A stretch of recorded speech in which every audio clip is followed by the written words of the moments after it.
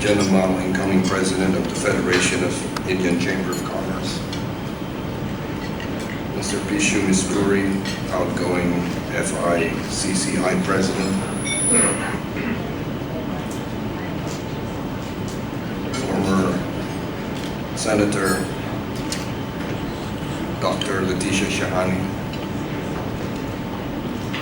The Honorable Ranjit Shahani, Board Member of the 6th District, the Province of Pangasinan. Distinguished FICCI Board of Directors, officers and members,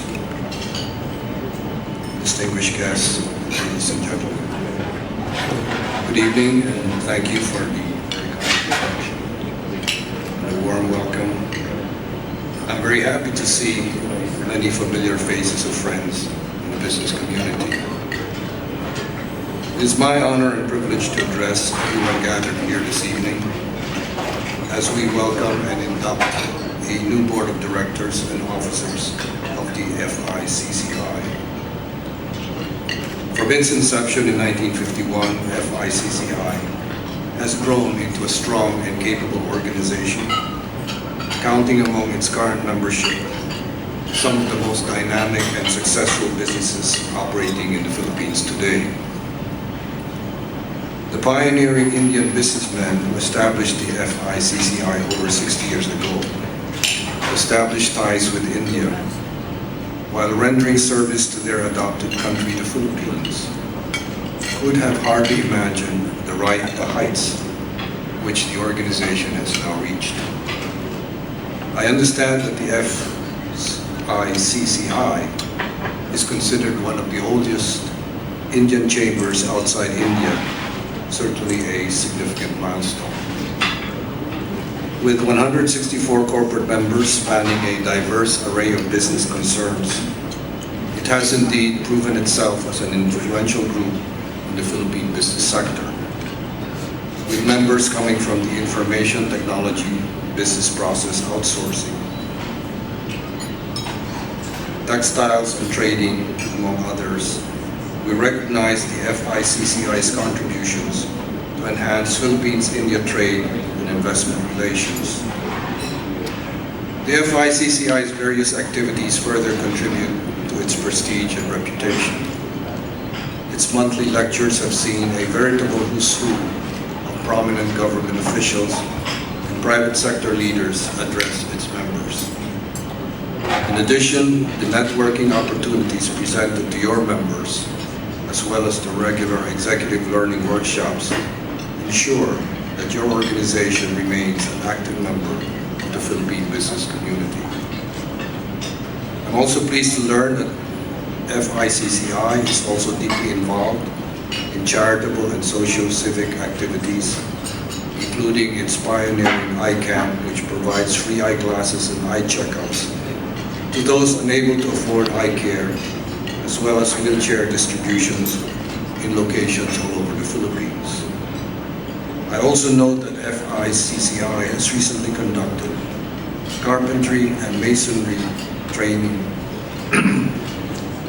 to enable participants to pick up basic woodworking skills.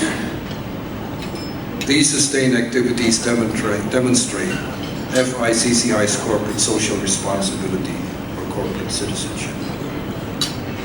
Let me say, therefore, that FICCI's track record is a good illustration of the adage, doing well while doing good. Your organization's success today also further motivates the Philippines to deepen and broaden its relations with India. The Philippines-India bilateral relations are robust and forward-looking. We consider India as one of our most reliable friends in the international community. There can be no clearer demonstration of this than the generous aid provided by India to the victims of the Bohol earthquake and the super typhoon Yolanda. India turned over a check amounting to US $100,000 for the earthquake victims.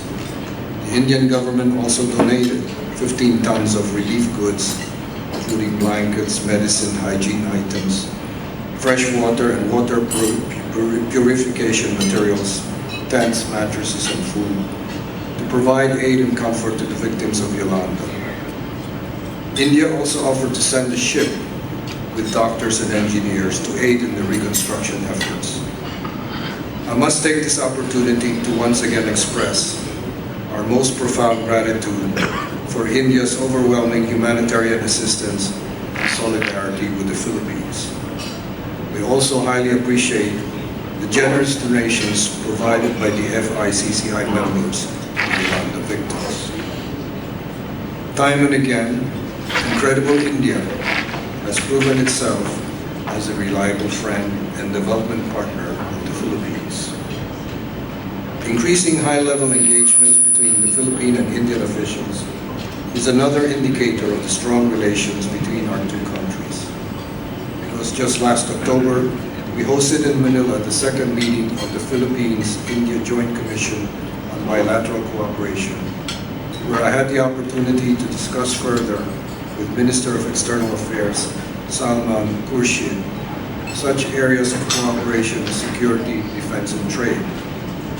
The productive meeting also evaluated the progress made by the joint working groups on trade and investment, tourism, renewable energy, agriculture, and health. Minister Khurshid also met with His Excellency President Benigno S. Aquino III, reviewing the positive direction that the Philippines-India relations have taken over the years. The minister also delivered an inaugural lecture of the Rizal Nehru Memorial Lectures at the Department of Foreign Affairs Foreign Service Institute, explaining India's Look East policy. Following this significant visit, we look forward to the upcoming state visit to the Philippines of His Excellency President of the Republic of India, Pranab Mukherjee, in the latter half of this year. This will be a milestone in our maturing bilateral relations. It is in the area of trade and commerce that we see the greatest potential for deepening our bilateral relations. As of 2013, India ranked as the 19th top trading partner of the Philippines, with total trade reaching about $1 billion. Commodities traded between our countries are remarkably diverse. We see products such as motorcycle parts, medicaments, meat products, and rice being imported by the Philippines from India. And conversely, motor vehicle accessories, electronics components, and telephone sets being imported by India from the Philippines. Certainly, there is much room for growth in our trade and investment relations. During the aforementioned Philippines-India Joint Commission on Bilateral Cooperation, I took the opportunity to extend an invitation to India to invest in several of our country's dynamic sectors, such as textiles and garments, pharmaceuticals, agribusiness, tourism, renewable energy, and automotive parts. I extend that same invitation to all of those present here today. Going through the list of FICCI members shows companies currently engaged in our priority sectors. FICCI, therefore, is in the best position to make the most of the Philippines' significantly improved investment climate. More and more multinational companies and countries around the world are paying attention to the ongoing reforms in our country and the improving environment on doing business in the Philippines. Back-to-back credit rating upgrades, improving competitiveness indicators, record-level tourist arrivals, among others, all attest to the continued international business confidence and optimism currently enjoyed by the country. With a clear roadmap to maintain the momentum and create the conditions conducive to inclusive growth, while also seriously tackling corruption, we are announcing to the world that the Philippine story is all about good governance is good economics. We invite the FICCI and its members to continue to share in the Philippines' modest success as an emerging economy. Moreover, as a vanguard for Indian business interests in the Philippines, FICCI's activities and investments in the country signal to potential Indian investors that the Philippines is now a preferred investment and tourism destination. Indeed, there are many viable areas and options for investment, whether in terms of business location, source of skilled workforce, or expansion. A continuing excellent example of Indian investment in the Philippines is in the IT BPO industry. With an expected revenue of US $25 billion and potential direct employment of 1.3 million people by 2016, the BPI sector is one of the country's most vibrant industries. Industry leaders are already embarking on ambitious plans to diversify into more complex services, such as healthcare information, management outsourcing, finance and accounting outsourcing, human resources outsourcing, and animation and game development. Further, the industry also aims to double its market share in IT outsourcing, engineering services outsourcing, and multilingual BPO by 2016. As mentioned earlier, I'm pleased to note that 17 of India's top 20 IT BPO companies are operating in the Philippines.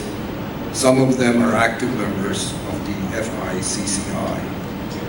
As good corporate citizens through employment generation, FICCI member companies are uplifting the lives of countless Filipinos, demonstrating the positive impact of such productive investments. The IT BPO is just one sector where our partnership can expand. I look forward to seeing more collaborative efforts between Indian companies and the Philippines, as I have earlier mentioned in other sectors such as agro, and that the FICCI will remain at the forefront, further enhancing our bilateral trade and investment partnerships.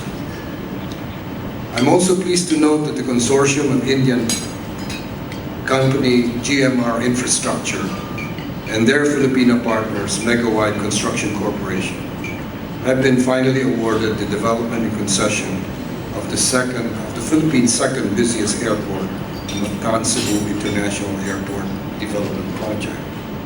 This move will further increase tourism and business opportunities in the central regions of our country. I commend the activities of the FICCI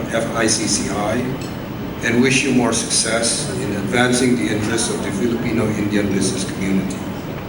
Indeed, the comprehensive business services and networking opportunities that you offer your membership bolster FICCI's continued value proposition.